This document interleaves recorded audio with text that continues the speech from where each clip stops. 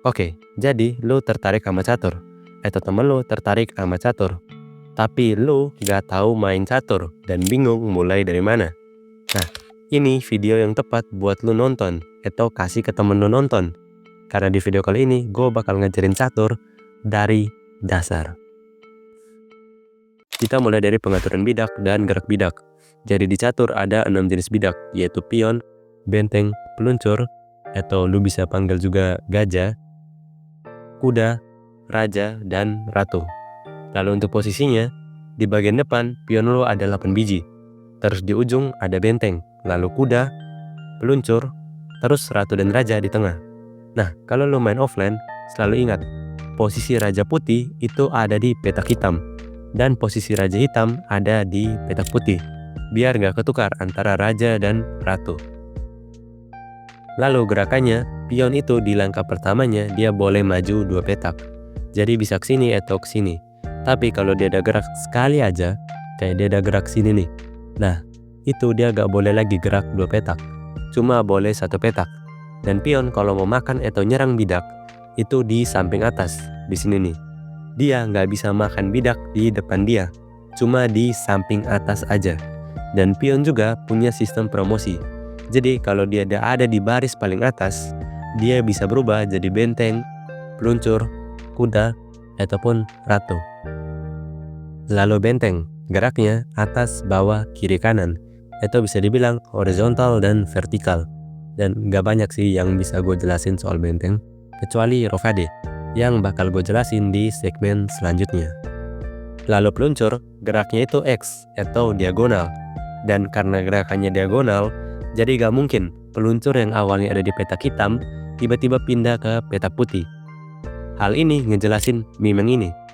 Intinya, lu sama orang yang lu suka gak bakal bisa ketemu, karena peluncur petak putih gak akan bisa menyentuh petak hitam. Lalu kuda. Lu mungkin udah tahu lah gerakan kuda. Gerakan kuda itu L besar, atau bisa dibilang 2 vertikal ditambah 1 horizontal. Ya, mungkin kalau lu pemula, lu bakal langkain bidak catur ini dengan salah di papan yang asli. Jadi supaya nggak salah, lu bisa pakai hitungan kayak gini. 1, 2, 3. Nah, di sini kuda bisa gerak. Kelihatan sepele, tapi mungkin ini bisa guna kalau lu main catur offline. Bidak selanjutnya ratu. Ratu itu bidak yang OP parah, karena dia itu gabungan dari benteng dan peluncur. Jadi dia bisa vertikal, horizontal, dan diagonal. Hal ini membuat ratu menjadi perwira terkuat. Tapi gue saranin jangan ketergantungan pada ratu, karena banyak sekali pemula cuma ngegerakin ratu saja, tanpa peduli bidak yang lain. Yang bikin bidak lain jadi tidak efektif, dan meningkatkan kemungkinan ratunya bakal hilang, karena terlalu agresif dan tidak bisa tenang. Dan yang terakhir, raja. Dia ini yang jalannya paling simpel, yaitu kotak. Walau langkahnya paling simpel, justru ini bidak yang harus lu lindungi, sembari menyerang raja lawan. Kalau raja lu mati, lu kalah. Begitupun sebaliknya. Setelah membahas posisi dan gerak bidak, selanjutnya gue akan membahas soal rokade. Rokade itu hal paling sering dan umum dilakukan di catur. Rokade itu adalah gerakan perpindahan antara raja dan benteng. Cara lakunya simple. Pastiin nih jalur kebuka, terus hitung 1, 2. Nah, di sini tempat raja. Dan di sebelah raja, lu bisa langsung taruh benteng. Gitu juga untuk benteng satunya, lu hitung 1, 2. Nah, di sini raja, lalu sebelahnya benteng. Lu gak bisa rokade kalau raja atau benteng lu udah gerak. Contohnya, raja gua ada gerak sekali. Nah, di sini gua nggak bisa rokade lagi. Atau bentengnya gua ada gerak sekali. Nah, di sini gua juga gak bisa rokade lagi.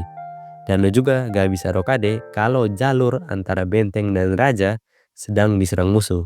Kayak gini nih. Nah, di sini gua gak bisa rokade. Rokade itu adalah gerakan yang penting dilakukan, bahkan disarankan untuk pemula. Kenapa? Karena rokade itu bisa mengamankan raja sekaligus mengaktifkan benteng. Oke, gue udah ngebahas soal langkah bidak, gue udah ngebahas soal posisi bidak, dan bahkan gue udah ngebahas soal rokade. Tapi gue bahkan belum kasih tahu ke lu tujuan utama dari permainan ini. Nah, tujuan utama permainan ini adalah untuk menyudutkan raja musuh. atau biasa disebut skakmat. Skakmat itu adalah posisi di mana raja musuh terserang dan tidak punya peta aman lagi untuk melangkah. Dan yang terakhir adalah notasi. Sebenarnya notasi ini bukan termasuk dasar, tapi sangat-sangat sering dipakai. Apalagi kalau lu mau belajar catur dari web, artikel, buku, atau buat lu yang hanya sekedar mau nonton video catur. Notasi itu kayak bahasanya catur. Dan gue sedikit menyesal gak pelajari notasi dari awal. Jadi supaya lu gak nyesal juga, gue bakal ajarin lu cara nulis atau cara ngebaca notasi. Mulai dari petak. Jadi papan catur punya 8 kolom yang dikasih huruf A sampai H dari kiri ke kanan. Dan 8 baris yang dikasih angka 1 sampai 8 dari bawah ke atas. Setiap petak dinamain dengan gabungan huruf dan angka. Misalnya, petak E4. Artinya, itu ada di kolom E baris ke-4.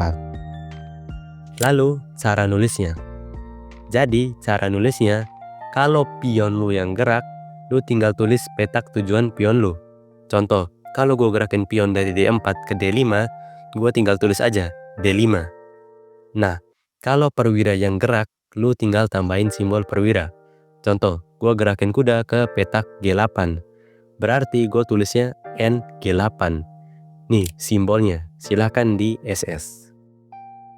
Nah, terus kalau perwira lu makan suatu bidak, lu tinggal tambahin kali di sebelah lambangnya. Contoh, kalau kuda makan pion di E5, berarti gue tulisnya N kali E5. Kalau pion yang makan, lu tinggal tambahin file asal pion di depannya. Contoh, pion E5 makan pion di F6. Berarti gue tulisnya E kali F6. Lalu kalau skak, lu tinggal tambahin tanda plus di belakangnya. Contoh, kalau kuda skak raja, artinya N G6 plus. Terus kalau skakmat, tinggal tambahin hashtag di belakangnya. Contoh, benteng skakmat raja, artinya R E8 hashtag.